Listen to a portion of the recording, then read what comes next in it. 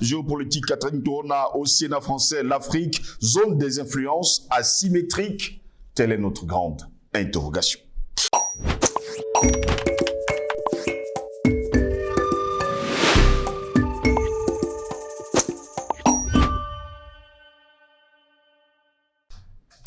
C'est toujours un réel plaisir, mesdames, messieurs, de vous retrouver sur Panafricaniste TV. Bonjour, bienvenue à toutes et à tous à cette autre édition de Parole panafricaniste. Les ministres Catherine Colonna et Sébastien Lecornu ont défendu la relation France-Afrique devant les sénateurs. Autant de messages adressés de l'autre côté de la Méditerranée sans les Africains. Parler ici pour être entendu là-bas. La France entend rester un partenaire pertinent en Afrique malgré les discours anti-français, a déclaré la ministre française des Affaires étrangères, Catherine Colonna, en présentant mardi soir devant le Sénat la politique étrangère, on va le dire, du pays en Afrique. Alors que la population du continent noir, qui compte plus de 1,5 milliard d'habitants, devrait doubler d'ici 2050 selon les Nations Unies, la jeunesse africaine a lancé un défi à la France, celui de nous renouveler, de changer notre manière de faire, a noté la chef de la diplomatie française, soulignant que Paris avait entendu le message des jeunes. Il y a 2 ans et demi, le président Emmanuel Macron avait dialogué avec la jeunesse d'Afrique lors d'un sommet à Montpellier, a-t-elle martelé. Mais de quelle jeunesse Macron a eu une conversation? Avec quelle jeunesse nous nous demandons justement? Ces dernières années, les dossiers difficiles se sont empilés sur les bureaux du Quai d'Orsay. Crise des visas avec le Maroc, tension avec l'Algérie, tension avec le Mali, le Centrafrique, le Cameroun, et je passe. Tout ce qui explique que le président Tebboune n'ait toujours pas programmé une visite en France. Rupture avec le Mali, la France a la volonté de bâtir, nous dit-on, une relation nouvelle, équilibrée, réciproque avec les pays d'Afrique. C'est ainsi que la France restera un partenaire proche, pertinent dans ce continent appelé à occuper une position tellement centrale dans les équilibres du monde de demain, a ajouté Madame Catherine Colonna. La ministre n'a pas éludé les vents contraires et notamment la diffusion de discours anti-français dans certains pays d'Afrique francophone, visant probablement l'Algérie, le Mali et le Cameroun. Elle a estimé que ces discours sont pour partie liés à l'héritage de l'histoire, on va le dire comme ça, pour partie aux frustrations de la jeunesse, pour partie aussi à des entreprises hostiles venant notamment de la Russie. L'Afrique, mesdames, messieurs, est au cœur de luttes d'influence internationales qui ont redoublé depuis l'opération militaire spéciale de la Russie en Ukraine en février 2022. Cela fait déjà plus d'1 an, puisque nous sommes aujourd'hui en juin, que cette opération militaire spéciale a démarré. D'ailleurs, selon les Occidentaux, cette opération militaire spéciale ne devait pas durer 3 semaines. Mais cela fait déjà plus d'1 an, mesdames, messieurs, et 4 mois. De nombreux pays africains sont dépendants, disent-ils encore, pour leur alimentation des importations de céréales de Russie et d'Ukraine. Beaucoup ne le savent pas encore, mais les Africains peuvent vivre sans les céréales venant de l'Europe.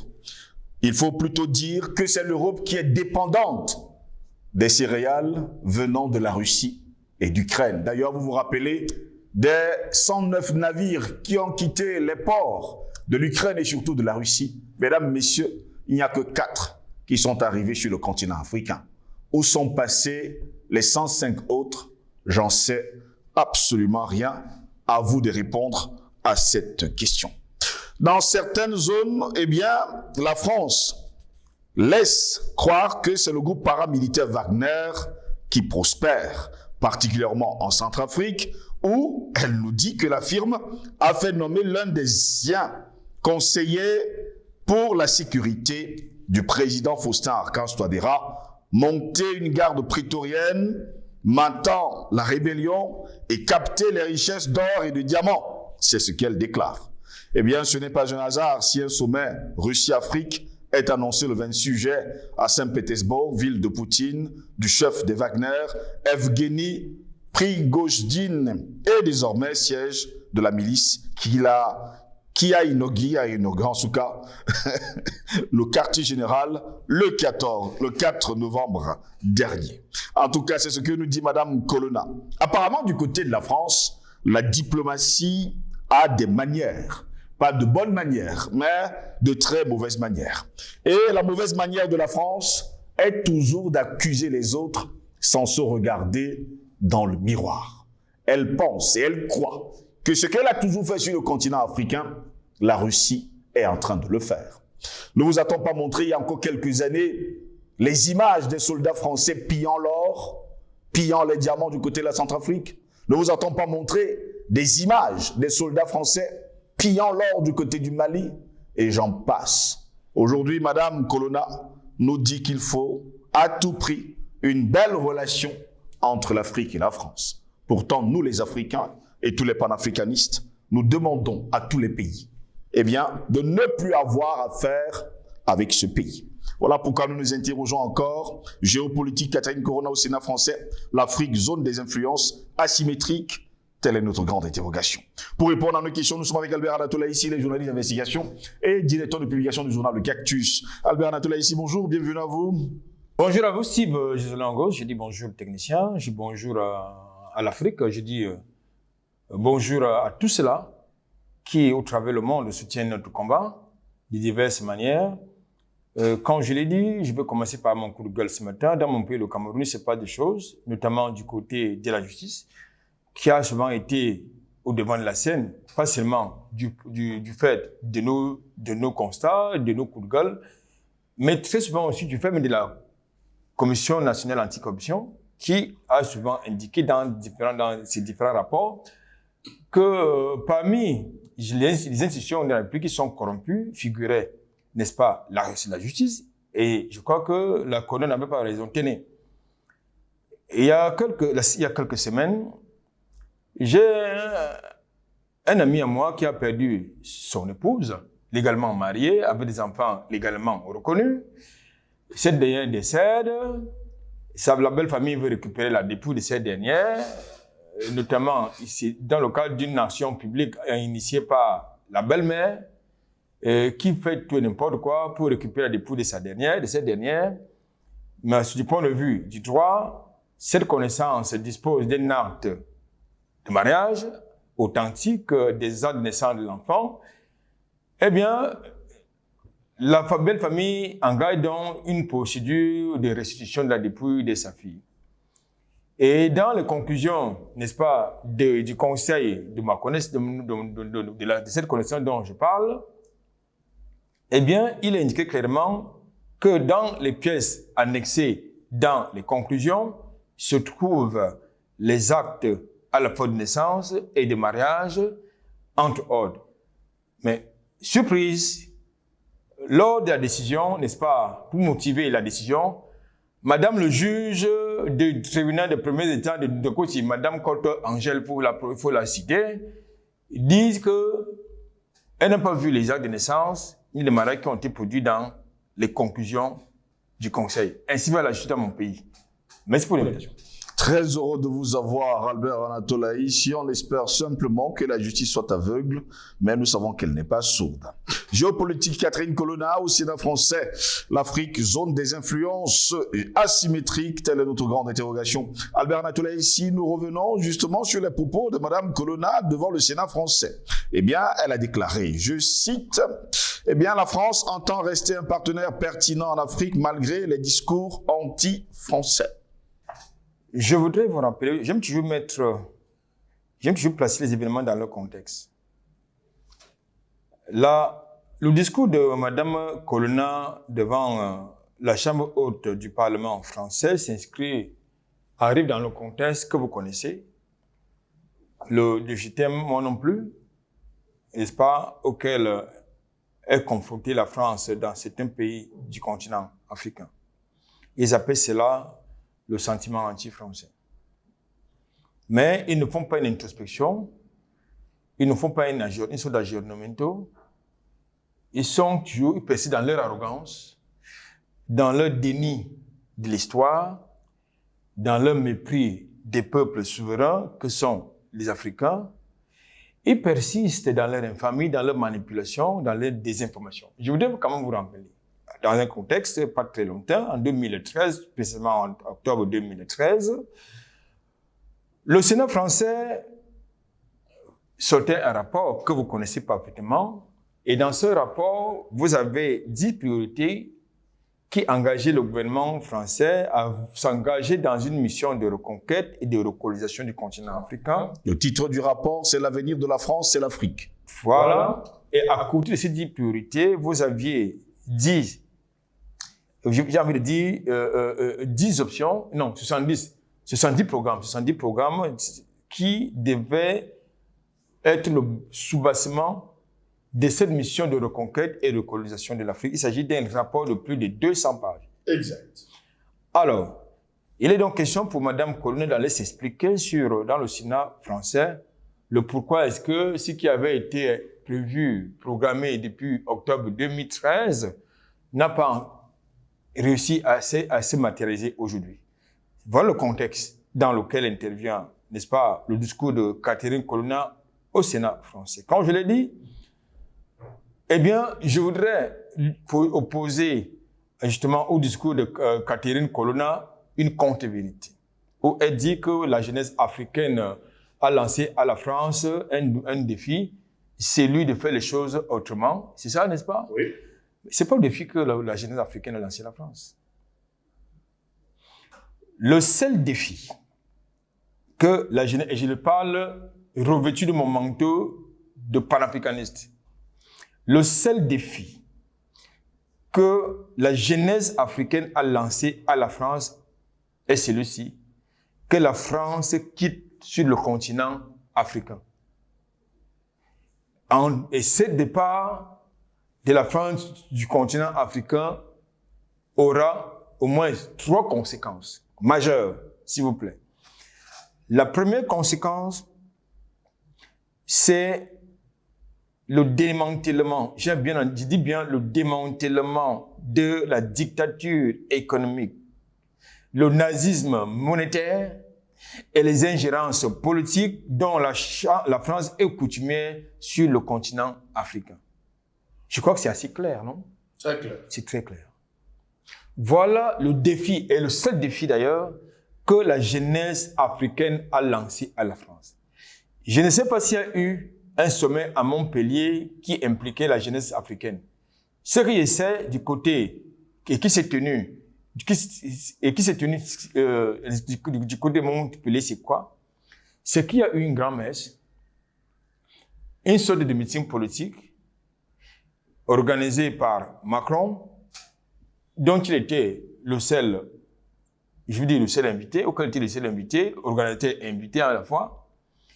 Il y a eu une campagne de propagande diplomatique qui s'est tenue à Montpellier, une grande campagne de corruption à la fois morale, financière, intellectuelle, une grosse escroquerie géopolitique. C'est ce qui s'est tenu à Montpellier. Y a-t-il eu un sommet à Montpellier? Je ne sais, j'en sais rien. Je n'ai pas vu un sommet. Oui. Alors, comme je le dis, Madame Catherine Colonna, dans sa posture, dans ses éléments de langage, si vous voulez, du côté du Sénat, ne s'inscrit pas dans une dynamique de rupture néocoloniale avec le continent africain, ne s'inscrit pas, n'a même pas à l'esprit que les jours de la France sur le continent africain sont comptés. Elle ne s'inscrit même pas dans une dynamique, dans une perspective de départ de la France du continent africain, ainsi qu'avec son attelage racaille, de la racaille que vous connaissez, c'est-à-dire ses bases militaires. Mais c'est ce qu'on nous demande à la France. C'est-à-dire avec ces endocolons que vous connaissez, c'est-à-dire ces administrateurs coloniaux qui ont été placés depuis la nuit des indépendances, on leur demande tout simplement de nous foutre le camp. Parce que nous sommes capables de faire des choses, nous sommes capables de faire des choses par nous-mêmes.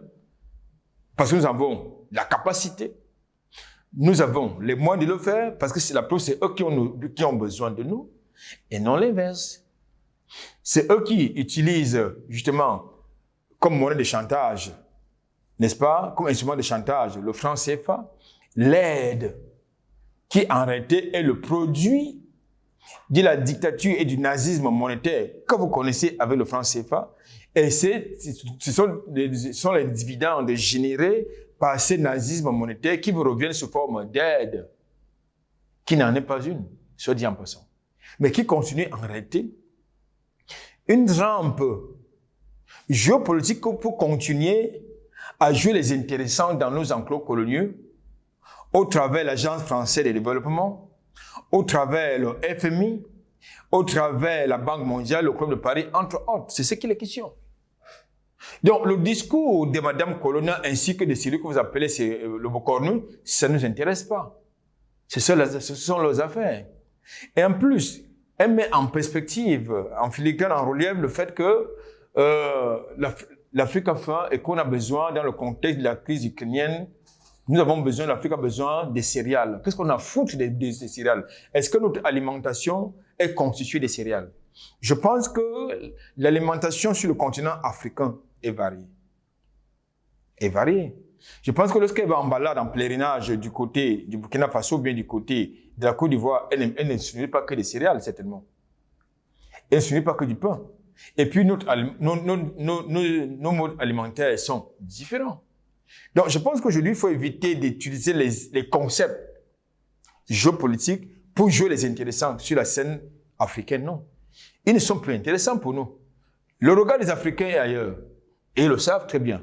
La preuve, c'est que dans leur narrative, de manière constante, ils utilisent les concepts de sentiments anti-français. Ils utilisent la désinformation portée sur l'avancée de la diplomatie russe, turque, chinoise sur le continent africain. Mais attendez. Les peuples actuellement, je parle des peuples africains, les États africains ont absolument le droit souverain de se tourner vers d'autres partenaires géopolitiques et géostratégiques si vous voulez.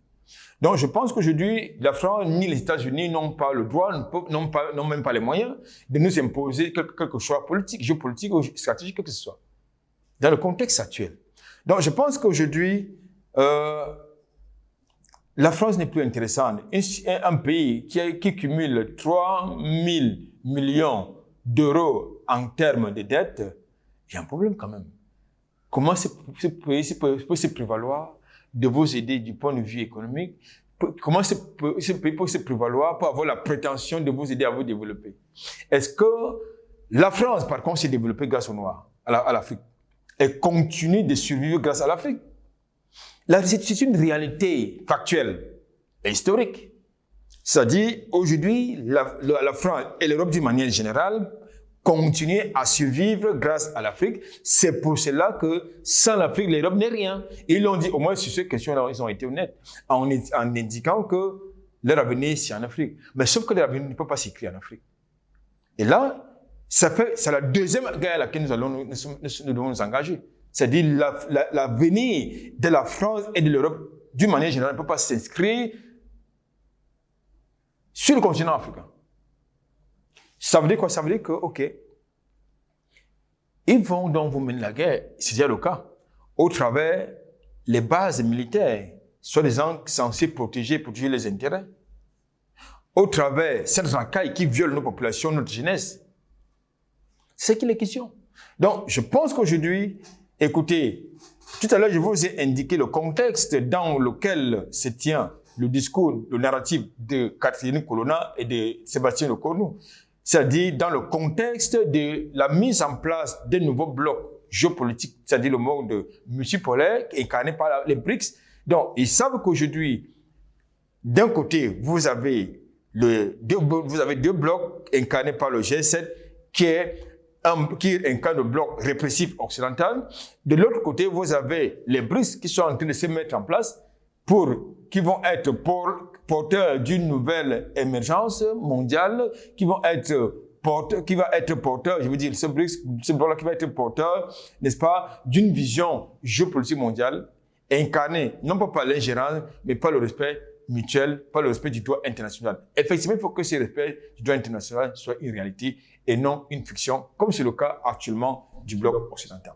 Pourtant, la France pense souvent que les pays africains sont sa priorité. Je ne sais pas si vous avez suivi cet audio d'Emmanuel Macron qui circule d'ailleurs sur les réseaux sociaux et dont nous avons eu teneur. Il déclare haut et fort qu'ils vont tout mettre en œuvre pour récupérer le Mali, parce que le Mali est leur propriété. Vous vous rappelez de ça? J'ai l'habitude de vous dire une chose.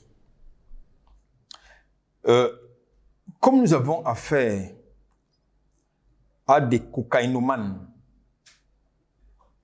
pédophiles et homosexuels, donc ils ne réfléchissent pas par le cerveau. Ils réfléchissent par là où vous savez. Donc, quelquefois, lorsqu'ils parlent de certains pays, ils parlent de ces pays sans connaître l'histoire de ces pays-là, de ces 10 pays. J'ai l'habitude de le dire et je le répète sur ce plateau. Le Mali, c'est une grande histoire. Lorsque je parle de l'histoire, je parle de l'histoire avec H majuscule. Le Mali, le peuple malien, c'est un grand peuple. Et quand je dis grand, c'est grand avec majuscule. Donc, c'est un peuple de lutteurs, de combattants. Le Mali, c'est un empire. Même s'ils ont, et c'est vertu à créer à la fois des califats, d'organiser une sorte de djihad de ce côté-là. Mais le Mali, dans sa grande majorité, c'est un empire. Et il en est de même de beaucoup de pays qui ont été leurs colonies. Je ne sais pas s'ils pensent que du côté du Mali, ils ont affaire à des primates, c'est-à-dire des singes, comme ils les appellent les singes, dans leur narrative raciste et racialiste et xénophobe. Je ne sais pas s'ils pensent que lorsque vous écoutez un illustre diplomate comme Abdoulaye Diop, vous mettez au même niveau le Cornu ou bien Catherine Colonia, vous ne voyez pas qu'il y a un grand déphasage là? Je pense qu'à un moment donné, il faut éviter de comparer l'incomparable. Ça, c'est leur fantasme. Leur fantasme, c'est de penser qu'ils peuvent reproduire sur le continent africain et dans ces États africains, je veux dire, les scénarios passés, les mêmes logiciels que vous connaissez. Mais c'est peine perdue. Aujourd'hui, et je pense que le Mali l'a prouvé, et continue de le prouver par des actes. Je parle des autorités maliennes ainsi que le peuple malien qui est mobilisé, déterminé, c'est que rien ne sera plus comme avant. Et je pense que quel que soit justement les fantasmes qu'ils nourrissent, quelle que soit la désinformation qu'ils multiplient autant d'officines, tant à l'extérieur qu'à l'intérieur du Mali, ce sera sans effet. Parce que la dynamique est irréversible. Et cette dynamique, elle n'est pas seulement malienne. Oui. Elle n'est pas seulement burkinabé, elle n'est pas seulement centrafricaine, elle n'est pas seulement camerounaise. Toutes les ont cité. Dans son discours, dans son propos, elle a cité un nombre de pays qu'elle considère comme étant des pays qui portent le discours anti-français. Mais je voudrais quand même leur rappeler une chose. Si il y avait un sentiment anti-français sur le continent africain, aucun Français, je dis bien aucun Français ne s'est baladé dans les rues des rues africaines. Eh bien, aucun, ils sont pleins. Dès qu'ils, dans leur condescendance et arrogance, continuent, n'est-ce pas, de pavoiser nos rues, de mener tranquillement leurs affaires, et quelquefois de violer nos sœurs, de pervertir nos mœurs. Mais le sentiment anti-français, il arrive. Il arrivera bientôt. Merci à vous, Albert Lantolaïs, d'avoir été des nôtres. Mesdames, Messieurs, c'est ici que s'achève cette édition de Parole panafricaniste. Au plaisir de vous retrouver très prochainement. Nous vous souhaitons de passer une agréable journée.